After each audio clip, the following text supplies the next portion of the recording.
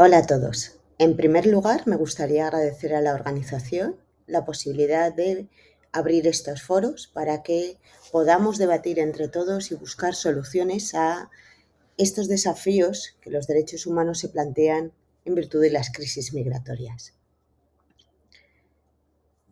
De nuevo planteo una pregunta para iniciar este diálogo interior y que ahora compartimos. ¿Hemos de flexibilizar los puntos de conexión tradicionales o necesitamos solo nuevos enfoques en nuestras normas? El objetivo que persigue esta comunicación es plantear si la nacionalidad puede ser utilizada como una medida de protección sobre los menores migrantes. Las crisis migratorias no han dejado de producirse. A la luz de los datos que podemos ver en las imágenes, vemos cómo siguen produciéndose y, lamentablemente, en las actuales circunstancias económicas, es lógico pensar que se van a incrementar en los próximos años. De la mano de ellas, cada vez con mayor frecuencia, llegan a nuestros territorios muchos menores. La mayoría de ellos llegan acompañados de sus progenitores, otros de familiares más o menos cercanos. Más de los que deberían llegan solos. Algunos de estos menores han nacido en el camino. A los peligros de nacer in itinere se une el sufrir una doble desprotección: ser menores y ser migrantes. Podemos focalizar casi en cualquier parte del mundo el éxodo que están sufriendo miles de menores. Pero también en Europa encontramos este salto en las cifras más recientes. La estadística de la Unión Europea plantea en el año 2020 que 3 de cada 10 solicitantes de asilo en la Unión Europea han sido menores.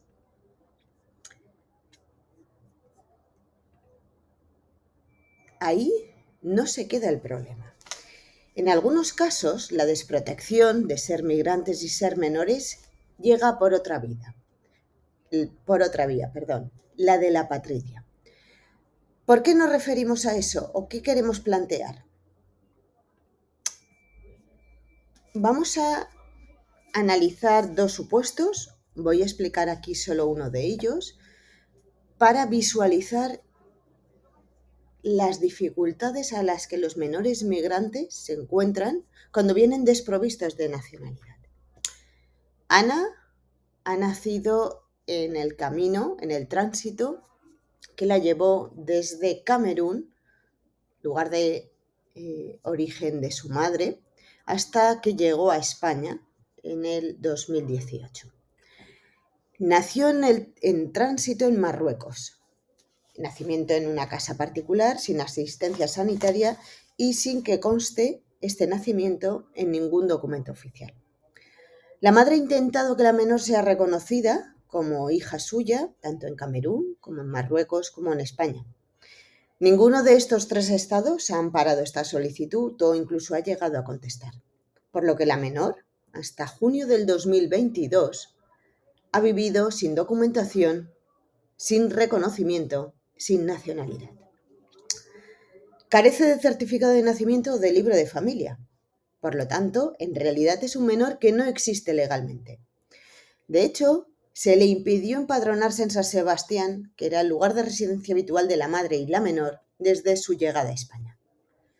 Ha sido recientemente, en una sentencia de la audiencia que está pendiente de recurso, que el tribunal entendió que la única y mejor manera de proteger a esta menor era concediéndole la nacionalidad española. ¿Cuál es el problema que llega aquí? El encajar los artículos 9.1, 9.10 y 17.1 provocan una tensión en los puntos de conexión tradicionales que nos hace replantearnos si siguen siendo válidos, porque recordemos que el artículo 9.1 del Código Civil determina el estatuto personal, de manera que la ley personal de las personas físicas es la determinada por su nacionalidad. ¿Qué pasa cuando la persona no tiene nacionalidad o esta está indeterminada. El artículo 9.10, en principio, sobreentiende o resuelve esta cuestión planteando que se considerará ley personal de los que carecieran de nacionalidad la ley de residencia habitual de esta persona. Cierto es que en el caso que hemos planteado de Ana, no se llegó a considerar ninguna ley de residencia habitual que soslayara el problema de la nacionalidad indeterminada. Careciendo de toda nacionalidad, podíamos acudir al artículo 17.1, apartado C, o incluso apartado D, como se planteaba la sentencia. ¿Qué nos plantea este artículo? Dice que los nacidos en España de padres extranjeros, si ambos carecieran de nacionalidad, o si la legislación de ninguno de ellos atribuye al hijo una nacionalidad, será la nacionalidad española. El apartado D hablaba de la falta de determinación de la filiación. No podíamos o no se puede utilizar los puntos de conexión en este caso particular porque la menor no ha nacido en España. Por lo tanto, no puede adquirir la nacionalidad española, no tiene nacionalidad camerunesa, no tiene nacionalidad marroquí.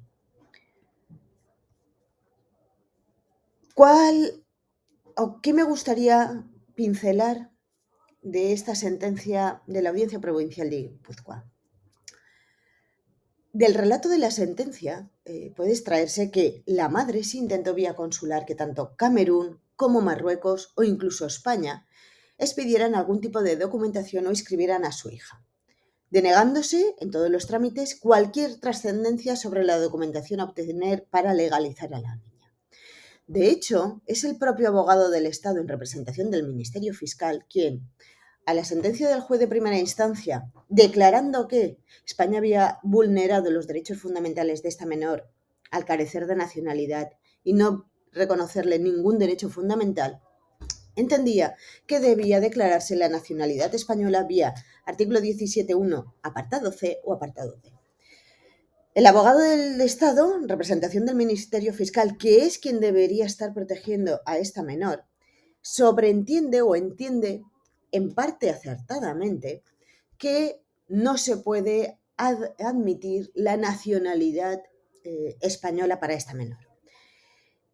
Entre sus motivos, por un lado, está el que se denegó la inscripción en el registro civil por sentencia firme, que no concurren obviamente los motivos del artículo 17, ni el C ni el D, porque obviamente esta menor no ha nacido en territorio español. Más preocupante me resulta el hecho de que el Ministerio Fiscal, a través del abogado del Estado, entienda que por el mero hecho de ser apátrida no se tiene el derecho a la nacionalidad española ni se vulneren derechos fundamentales. Y me resulta paradójico o preocupante porque estamos hablando de una menor, no de un mayor de edad, sino de una menor que carece de cualquier protección, que carece de cualquier defensa. Planteaba al inicio si hemos de cambiar los puntos de conexión y si la respuesta fuera no, me planteo si podemos ir vía la interpretación extensiva que en este supuesto hace el tribunal. El tribunal entiende que puede hacerse una interpretación extensiva del artículo 17.1c y entiendo que también podría del 17.1d. Plantea, creo que acertadamente, el tribunal que cuando se reformó el Código Civil sobre el artículo 17 o la reforma del artículo 17, se planteaba como una medida tanto para evitar la apatridia como para proteger a los menores que se vieran arrastrados o vinculados por esta situación. Ciertamente, no se cuestiona en un momento que se trata de una apatridia real, pero lo llamativo es que no se considera que ello puede ser atentatorio de los derechos de ese menor. Creo que en la situación actual en la que vivimos, con crisis migratorias, que pueden ser económicas, pero rápidamente veremos que también se va a ampliar no solo por conflictos de guerra, conflictos económicos, sino conflictos o problemas climáticos. El que los menores no disfruten de una nacionalidad es una medida de desprotección, ya que entiendo que la protección que brinda tener una nacionalidad en relación con el juego que establece el estatuto personal con la ley personal y la nacionalidad, cuando el criterio de la residencia habitual está más que diluido en esta cuestión, nos debe hacer replantear como interés superior del menor el entender extensivamente los replanteamientos de estos artículos. Entiende el juez y creemos que podía ser una vía para abrir estas posibilidades, que solo con una interpretación extensiva se puede proteger el interés superior del menor. Concederle la nacionalidad es proteger al menor. Menores migrantes van a seguir llegando. He escogido esta imagen que creo que a todos nos llegó al fondo del corazón. Si nuestros puntos de conexión no son capaces de asegurarles la protección que se les debe, hemos de plantearnos un cambio profundo. Otorgarles la nacionalidad del estado de acogida y dejar de ser apátridas, creo firmemente que es un modo de conseguir la protección para estos menores, ya sea a través de la interpretación extensiva de los artículos, bien sea removiendo o buscando un punto de conexión mucho más vinculado al interés superior del menor, sobre todo cuando se predica sobre menores. Muchas gracias.